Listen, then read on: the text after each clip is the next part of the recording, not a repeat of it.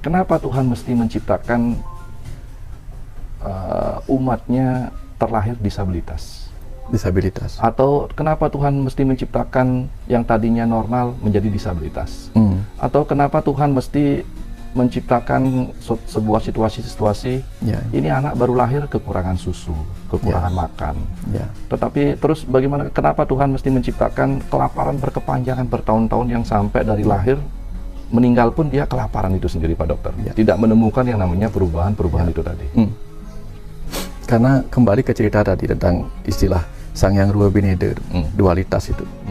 Malam baru berharga ketika kita capek dengan siang, seperti di sebuah negara yang sepenuhnya matahari bersinar. Kan ada negara yang demikian, dia rindu malam.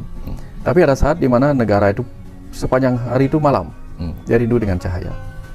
Makanya di alam di mana ruh itu berada, ya segalanya dipermudah. Dia membutuhkan ketidakmudahan. Segala yang dipermudah, dia membutuhkan ketidakmudahan. Nah, maka dia membutuhkan lahir di kehidupan ini di mana dia mengalami ketidaksempurnaan lagi. Karena hanya dari ketidaksempurnaan kita akan bisa berproses menuju kesempurnaan. Maka semua hal diciptakan tidak langsung jadi. Tuhan tidak pernah menciptakan nasi, tapi Tuhan menciptakan beras. Tuhan tidak menciptakan es jus, tetapi Tuhan menciptakan buah. Tidak serta-merta juga Tuhan menciptakan buah langsung jadi, tapi dari benih. Nah, semua diciptakan supaya mengalami namanya proses. Proses bertumbuh, proses berkembang, proses berubah, proses berevolusi. Maka diciptakanlah disabilitas untuk mengerti bahwa dalam kondisi disabilitas pun tinggal kita berjuang, disnya hilang, abilitasnya ada. Ya, karena banyak orang juga kondisinya tidak disabilitas, tetapi pikirannya yang disabilitas. Seluruh tubuhnya sempurna, pikirannya tidak mau mengajarkan apa-apa, merasa apa, tidak mampu. Oh, saya nggak bisa, saya nggak bisa, saya nggak bisa. Padahal tubuhnya siap.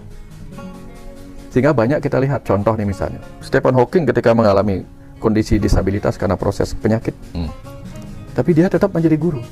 Dengan kondisi dia hanya bisa menulis atau mengajar dengan tatapan mata ke sana kemari untuk ngetik gitu. Dia bisa mengajar dengan seperti itu. Tapi banyak orang dengan seluruh kemampuannya, tubuhnya bisa bagus, ininya bagus, semuanya bagus, jangankan mengajar, untuk membaca saja malas. Nah, jadi artinya kenapa ada orang sengsara? Karena dia mirip seperti ayam bertelur di atas padi, tapi mati kelaparan.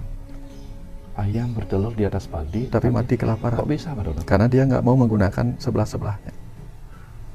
Sama seperti sekarang, siang yang terang benderang ini bisa tampak gelap gulita kalau kita menutup mata. Kecerdasan ada di mana-mana, tapi kenapa ada orang bodoh? Karena dia menutup dirinya untuk kecerdasan. Kenapa banyak orang tidak tahu sementara pengetahuan ada di mana-mana? Karena dia tidak mau belajar. Kenapa banyak orang sengsara? Karena dia tidak mau menggunakan potensi dirinya untuk mendapatkan penghasilan. Tapi kita banyak dimotivasi oleh orang-orang disabilitas yang mampu melakukan sesuatu, menciptakan sesuatu.